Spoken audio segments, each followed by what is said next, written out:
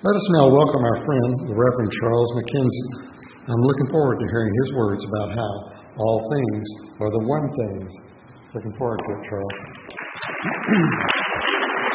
Good morning.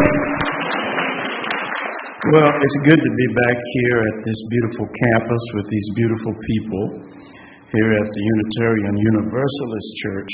I heard my very good friend Russell say he's been a Unitarian for a very long time. How long have you been a Universalist? I'm not. 24 years.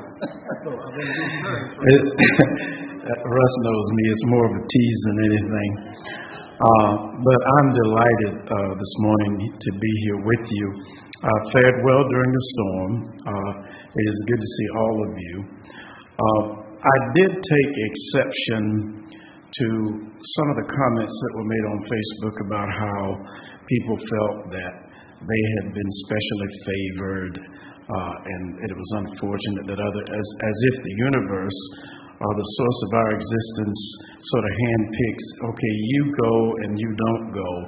That in my mind is a very primitive way to view life situations.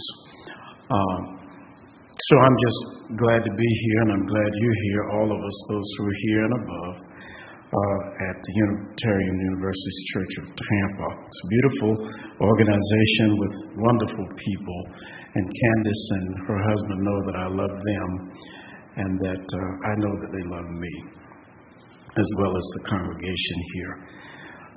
All things are the one thing. Like a circle, an unbroken circle that has no starting point and no end. Everything is a part of one essence. Interconnected, intertwined, and interdependent. John Donne said many years ago that no man is an island entire of itself, but that each man is a piece of the continent, a part of the main. It's a beautiful, poetic expression in spite of its patriarchy. I think if he were around today, I would suggest that you add woman to that. No man and no woman.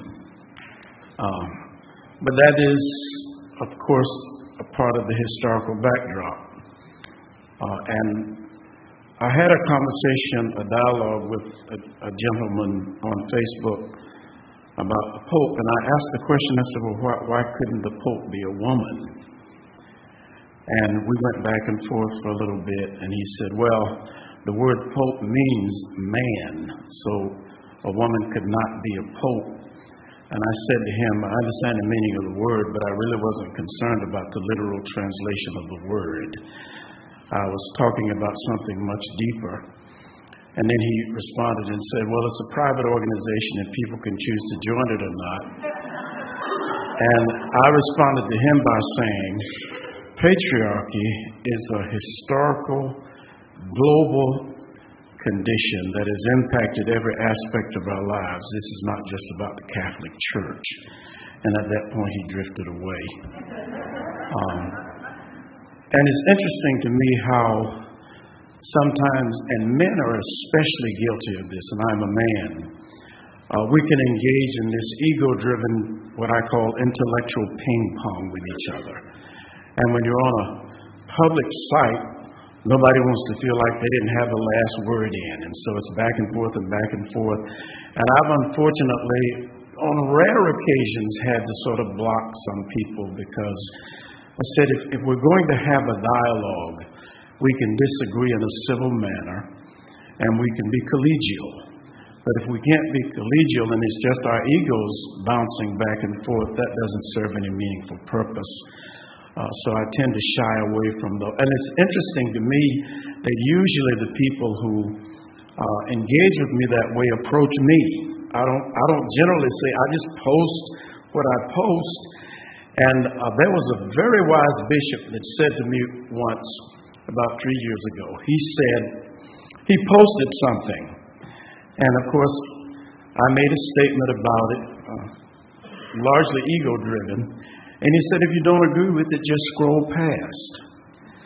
And I said to him, that was a very wise thing to say. I really appreciate that. And so if you don't agree, just scroll past. You can, whatever your conclusion is about it is your conclusion. And it's perfectly fine to say, I disagree, which is something that all of us have the capacity and I believe the liberty to do. But men, especially, we want to fist fight and arm wrestle and back and forth and back and forth. I'm not suggesting that women don't do it, but our patriarchal framework of history has suggested that men take it to the extent that they actually kill each other, which is very tragic. So this morning I want to talk about this idea that all things are the one thing. And a favorite quote of mine that you have probably heard is Dr. King when he says, we're all tied together in a single garment of destiny, bound by an inescapable network of mutuality, and what affects one directly affects all indirectly. Strangely enough, I can never be what I ought to be until you are what you ought to be, and you can't be what you ought to be until I am what I ought to be. This is the structure of the universe, he says. Yet, this circular reality that I'm talking about this morning is larger than even the way that John Donne put it, and I think Dr. King was a lot closer to where I'm coming from today, not because it's better, but I think it fits better with what I'm trying to say this morning, because they were both very insightful things. That we're interconnected, we're intertwined, we're inextricably bound together.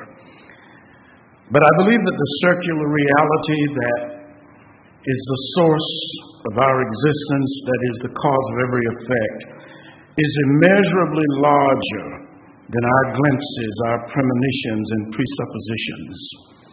The Apostle Paul, who I think was among the New Testament writers one of the more insightful ones, because he articulated things that many of his contemporaries did not necessarily embrace. It is recorded that the Apostle Peter wrote on one occasion and said, our brother Paul talks about things we don't understand, because it was outside the framework of their reference.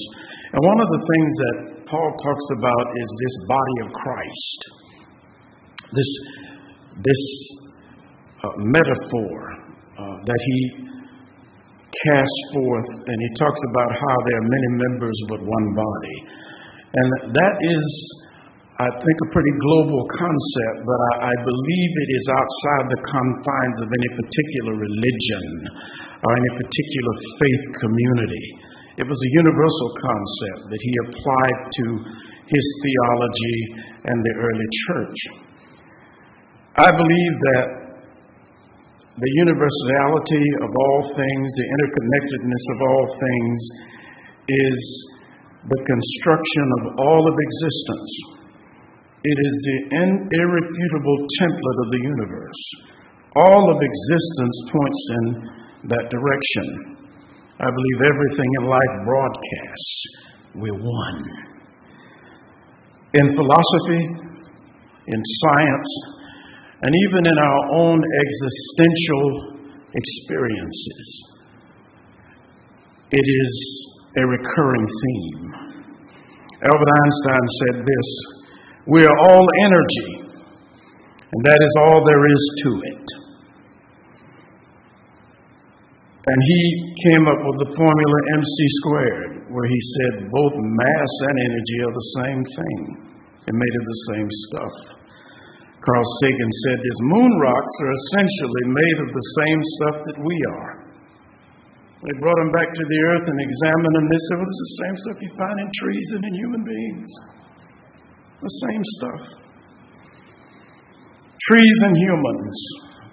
And so I'm thoroughly convinced that there's a primal essence, an energy, a force, a creator, a source, a cause that is in and through everyone and everything in existence.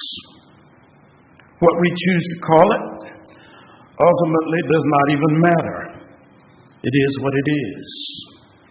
It is also sentient, And that's what's fascinating to me, that this force, this cause, this energy, this essence is immeasurable and also self-aware. And I think the fact that we're self-aware is indicative of the fact that we could not be the effect of a cause that is not sentient, because we're sentient. It doesn't make sense that we would be sentient and our cause is not. Because all of the energy and stuff of life emanates from this cause, which is impactful with every effect. It is not a blob without cognition and self-awareness. This higher power, and 90% of the world's people believe there is a higher power from recent surveys, is the all in all. And 90% of the people, as I said, believe that. This agreement centers around what we consider it to be composed of, or what we think it looks like, or what the composition of it is. And so, first I want to talk about how we have this universal, I believe, premonition or understanding in our theology and cosmology.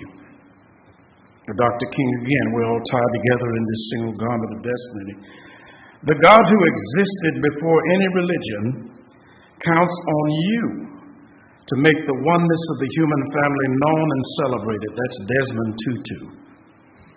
Oneness is a central concept of Buddhism. It asserts the interconnectedness of all things arising from the same source. The oneness of life and the environment and everything in it. The oneness of what we call good and evil. Good in Buddhism is what benefits the individual and the collective group, and evil is that which harms the individual and others. And I believe that this is religion's attempt to explain what I shared with you on one occasion called the great polarity that exists in our universe. This seeming competing forces that appear to be in opposition. Because it is true, in the absence of that which is not, that which is not. Because all of our life on this planet is relative. Someone might say, well, that's an illusion. Well, you can't have an illusion where there's nothing that's not an illusion. Why? Because it's a relative term. You cannot have non-existence where there is not what? Existence, because it is a relative term. We exist within the framework of relativity. And this relativity points to what we call this great polarity. There's an Old Testament scripture that where the writer says that God says, I'm both the good and the evil. I'm all of it. And I think that takes us to this whole construction of what is good and what is evil. And the interesting thing about human beings, the seedlings we are, been around about 30 seconds on the biological clock, and we somehow feel that we have all the answers and we know everything, and we use our little minds and the limited data we have to try to grasp all of the great truths and all of the metaphysical truths and size them down into little boxes. As a matter of fact, I thought about this song a minute ago where it says we're gay and straight together. And I think if I had a sexual orientation that was my sexual orientation, I would not want to be placed in a box and labeled. You're this and I'm that. No, I'm me. And my sexual orientation is my sexual orientation. But human beings like to conveniently place things in boxes. And we have a tendency, when we talk about what we consider good and evil, it's always someone other than us. It's always the other person. It's them. They're the problem. And at this time, it reminds me of what Shakespeare said, nothing is evil except thinking make it so. And what he was trying to tell us is that by everyone's definition of what's good and evil, which is relative and changes all the time. There was a time when we felt like it was okay to burn people at the stake because they were witches. And we fortunately, for the most part, moved away from that. And according to whoever has a particular model of the world, they're right. Just as we feel with our model of the world, we're right. And we have not come to see that we are one, we're inextricably tied together, but we're not all the same. There's a difference between being the same and being one. The fingers on our hand are one, but they're not all the same. And some of us feel that life should comfortably fit in these boxes, and anyone outside that box, well, something is wrong with you because you don't fit within the framework of what I consider to be good and evil.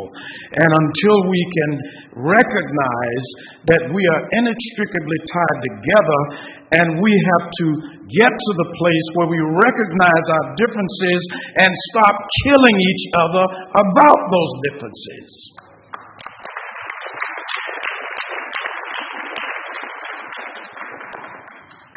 In Buddhism, they talk about the oneness of beings in Buddhas, physical and spiritual entities being one.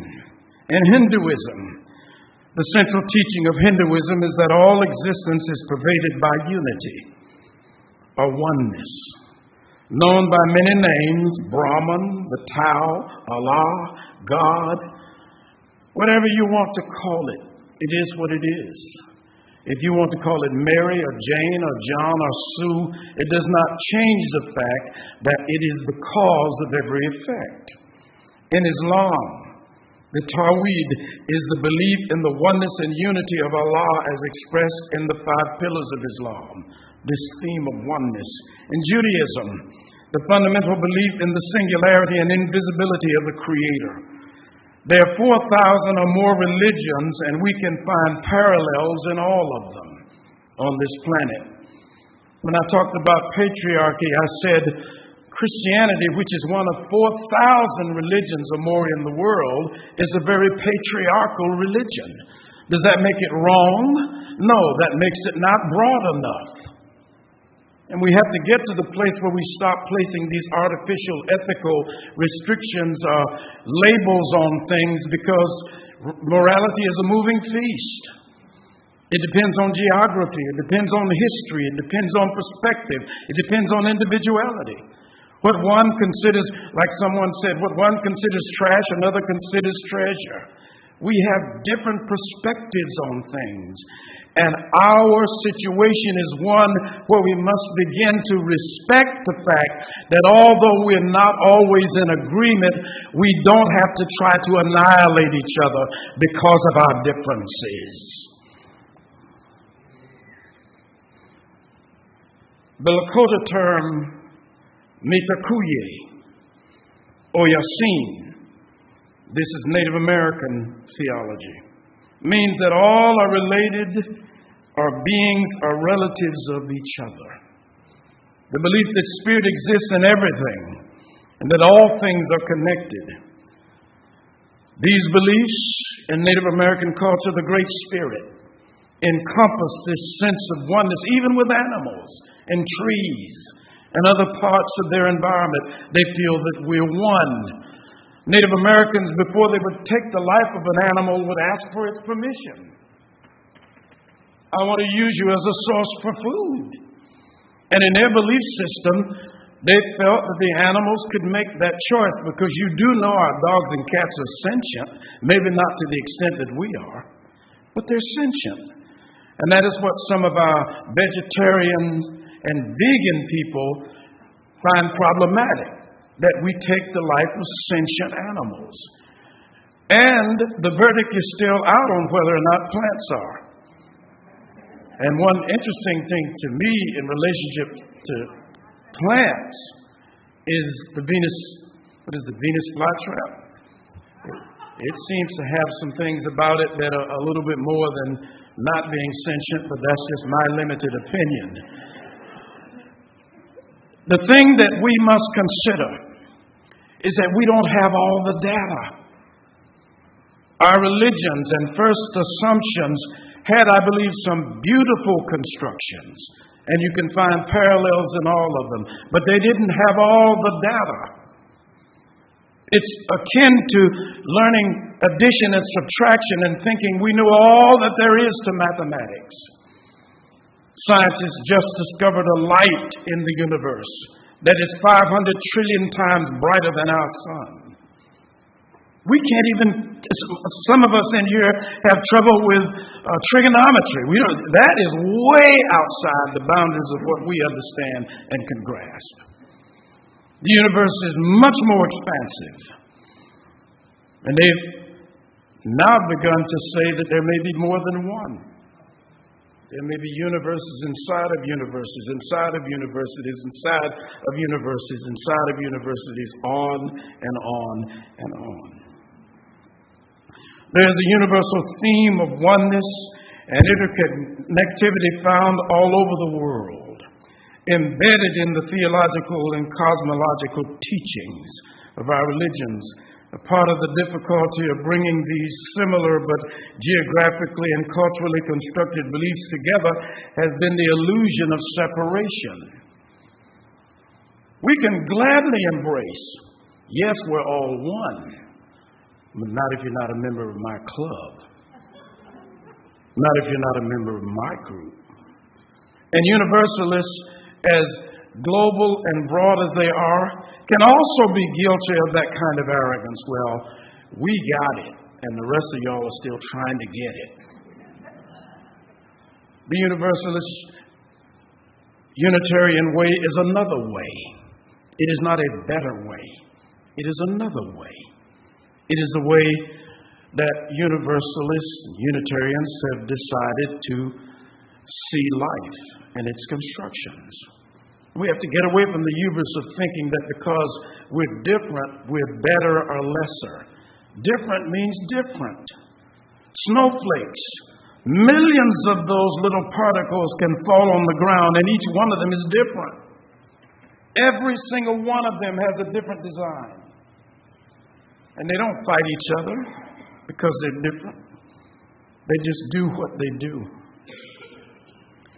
The idea of this oneness principle applies to all of us.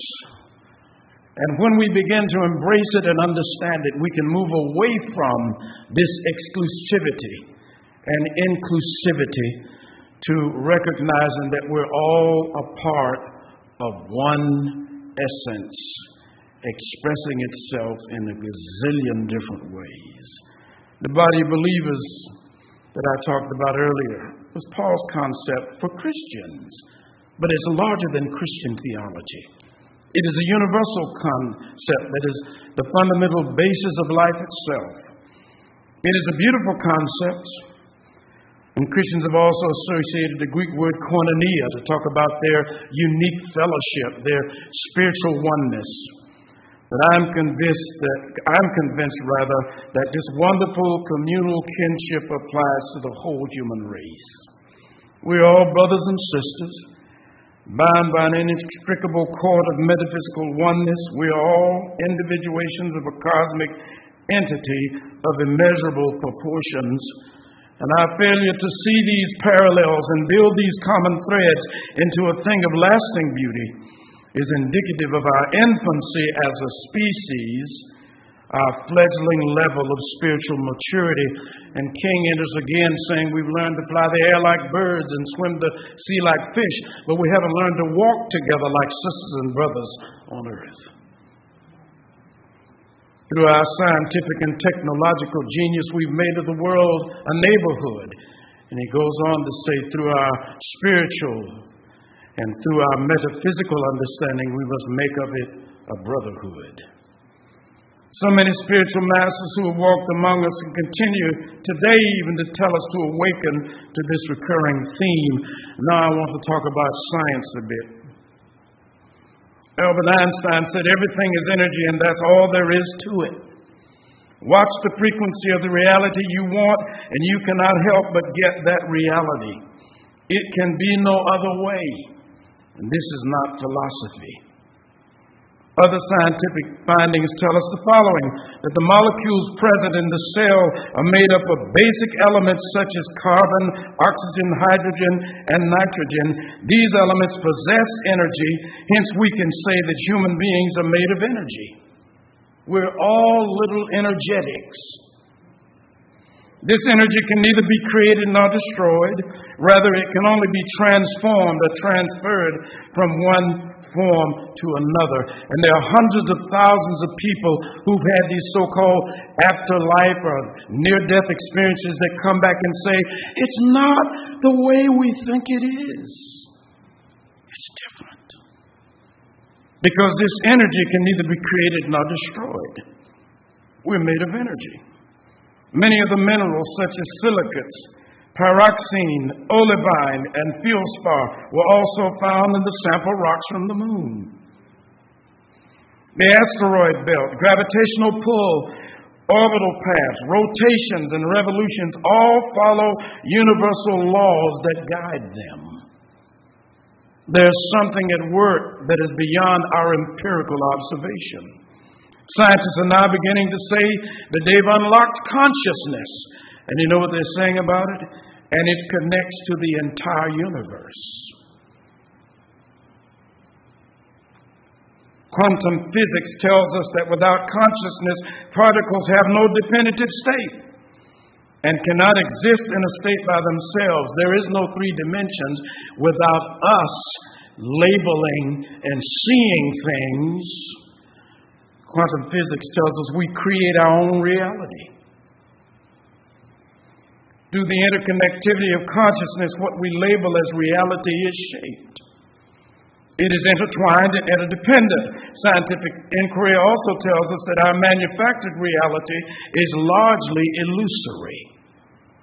What we are, what we create, what we see is ever-evolving particles in motion.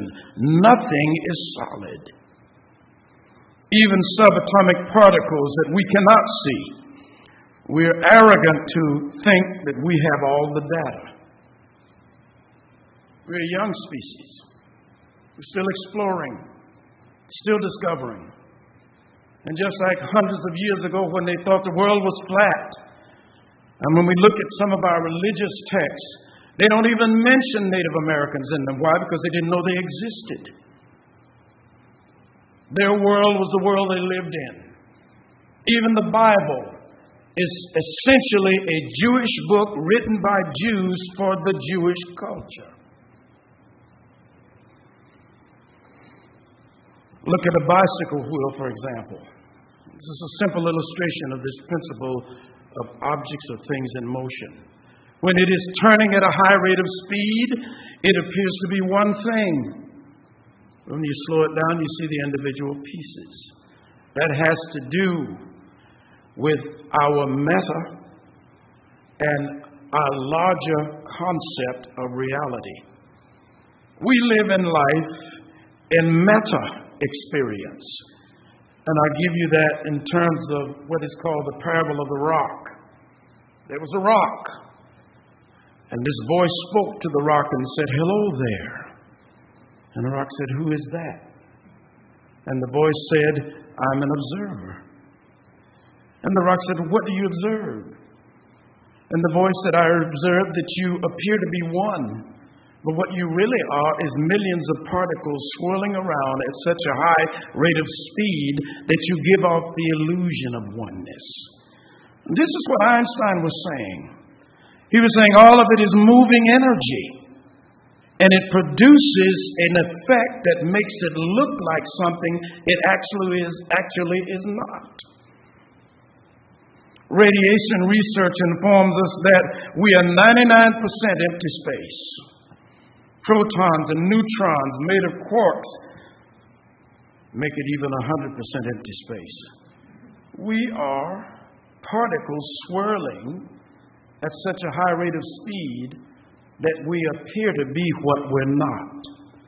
And it is the swirling movement of those particles that give us form. All these particles, seen and unseen, are connected.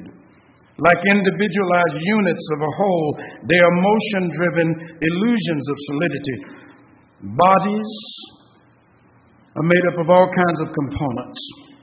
Trees, oceans, mountains, fingers. All of life follows this rhythm. All of life is intertwined. All of life is this energy or force. We are indeed tied together, even at the subatomic level. Everyone is and everything constitutes the same stuff. Einstein called it atoms. Scientists call it atoms. Protons and neutrons, these smaller particles. We are singularities of a singularity. We are all the effect of a common cause. Universes, galaxies, solar systems, stars, planets, moons, sentient beings, plants, atoms, protons, neutrons, electrons, all things seen and unseen are the effect of some singular cause. We talk about the Big Bang. And I believe the Big Bang took place. But I'm not convinced it was the first Big Bang, and I'm not convinced it's going to be the last Big Bang. And I'll share with you as I'm closing why I say that. We can look at our own experiences and see the oneness of life. What we see, feel, sense points to interconnectivity. Trees, ocean waves, the air we breathe, our physiological composition. Spencer Wells has done a documentary called The Journey of Man, where he traces the gene pool of every human being on the planet. He spent years doing it, back to sub-Saharan Africa. The Apostle Paul wrote in the 17th chapter of Acts, "From one blood, all nations of men dwell upon the earth." It's been connected through paleontology and genetics. It is our lack of maturity and our limited perceptions that make us feel that because we look different, we're other than. We look different because we're distinctive, not other than, not lesser or more. And it is that kind of infantile madness that has driven us to war. It was that kind of infantile madness that led Hitler to talk about an Aryan superiority, which led to the deaths of millions of people until the rest of the world got together and said, "This is not who we are, and we must put a stop to this." And unfortunately, there are people who are still locked into that, like there are still people on earth who think the world is flat. There are people who still insist on that. And still insist that the earth is the center of the universe. And Galileo Galilei told us centuries ago, we are not in an earth-centered solar system. It is a heliocentric solar system. The earth is not the center of anything.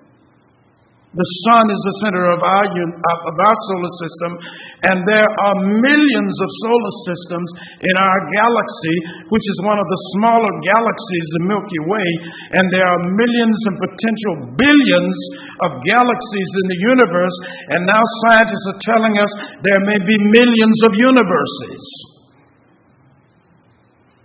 But we insist, like Plato's analogy of the cave, where men are in the cave, and it's interesting that there were no women in there. They're in the cave looking at shadows on the wall, and somebody from the outside comes in and tells them, "This is not all there is. You're looking at shadows on the wall." And they sat in the cage laughing at him, not realizing he's in the light. You're the ones who are sitting in darkness. And because of fear, and because of what we've been indoctrinated with, and because of our refusal to accept the possibility, like Einstein said, the more I know, the more I realize I don't know. But we insist that we have it all sized up.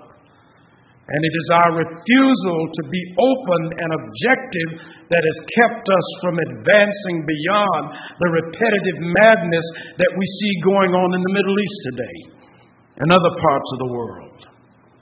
We simply have refused to grow up because of fear. And because of comfort, some of us don't like to move away from our comfort zones. You make me uncomfortable.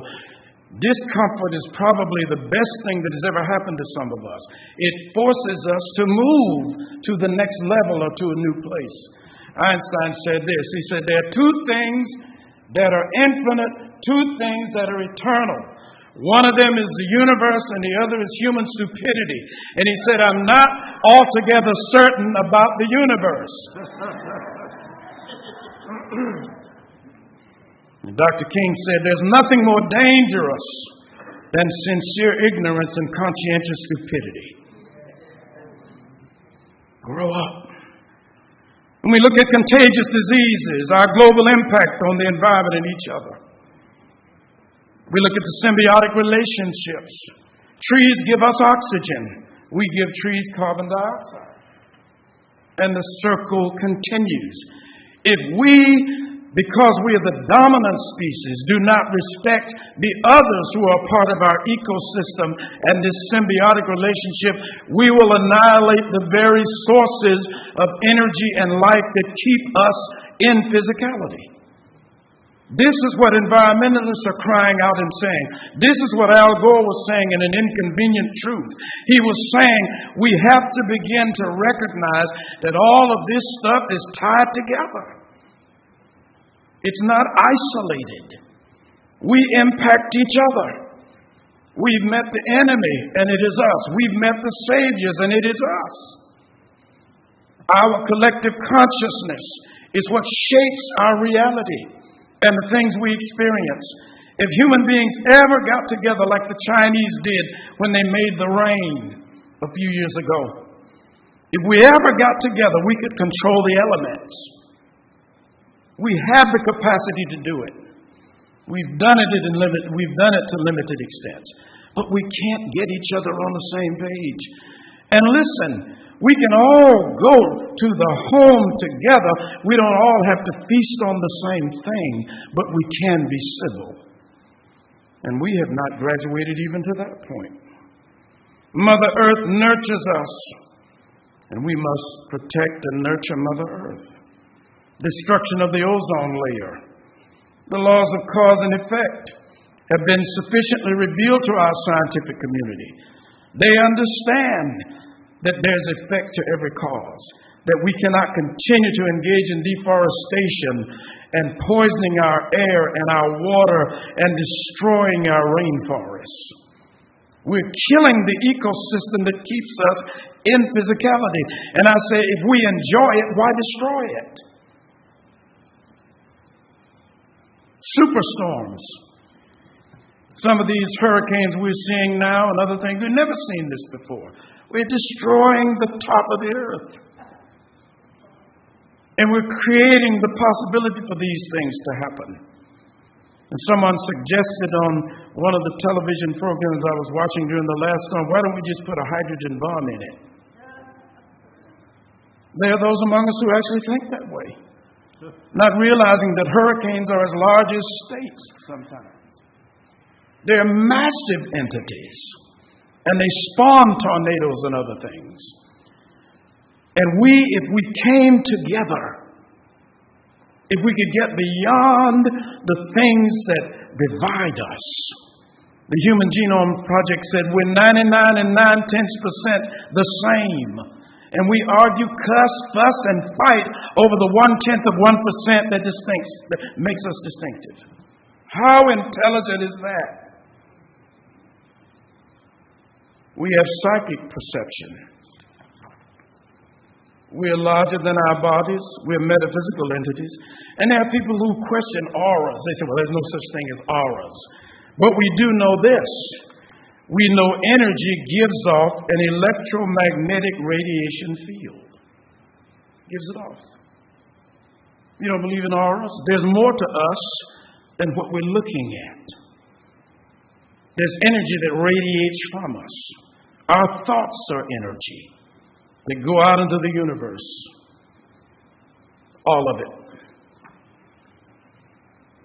Everyone and everything is one.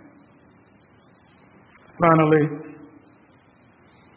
this psychic thing. How many of you have ever had the experience of what you call deja vu? Most of us have. I got a news flash for you. You probably have been there before.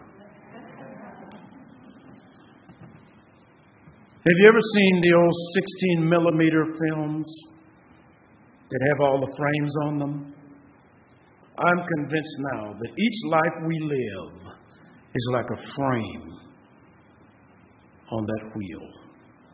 And there's only so much data we can grasp and so much understanding we can have. And religion, which is rooted largely in fear and money, follow the money trail, cannot have it that we get to come here or go somewhere else more than once. How will we hold our congregations together? People will stop coming to church if we don't tell them there's one life to live, and if you don't live it by our artificial ethical frameworks, you're going to that other place which we invented. What sense would it make, even within theological frameworks, if an all-loving God, all-powerful, all-knowing, ever-present, had to build an eternal torture chamber for some of his wayward children to put them in that and torture them forever? We wouldn't do that. But we've embraced these mythologies, we've embraced these absurdities, and to a great extent we're afraid to let them go. But we cannot grow if we don't let them go. Einstein said, always question, keep questioning. Jesus put it this way, ask and it shall be given, seek and ye shall find, knock and it shall be opened. Keep asking questions. I tell my students in school, there's no dumb question. The only question that is not productive is the one you don't ask. If we believe that this primal essence is intelligent, and I believe it is intelligent beyond the confines of what we even describe as intelligence, it does not get nervous. It is not thrown off by our questions, because our questions are what cause us to find the answers. We're incarnations of this primal essence, I believe. All things are the one thing. There's only one thing. That we are tied together in a single garment of destiny. And I want to close with a quote from my mentor. There's more here. I have a tendency to write and write and write. And sometimes when I sit down to write, I can't stop myself. It just keeps coming to me. My mentor said this, there was never a time when we were not. There will never be a time when we will not be. We appear from the heavens, physicalized as individual aspects of the all. While each physicalization is absolutely and gloriously non-identical, they are nevertheless all from the same source. And so, we merge into this single essence, each of us, and particular life expression that we call humans. And then at what we call the exit or death, to the heavens from which we came, the cosmic ocean from which we came, we return once more, invisibilized. All things are the one thing. And I know we look around at what's happening in the political arena, and we say, my goodness. But guess what? Until we embrace all of it, we cannot change any of it. And though wayward others may seem to us, we're not better than them. We're different. And Dr. King said this, courage says, I will do what is right, because the time is always right to do right. And even what we call righteousness defeated is stronger than what we call evil triumphant.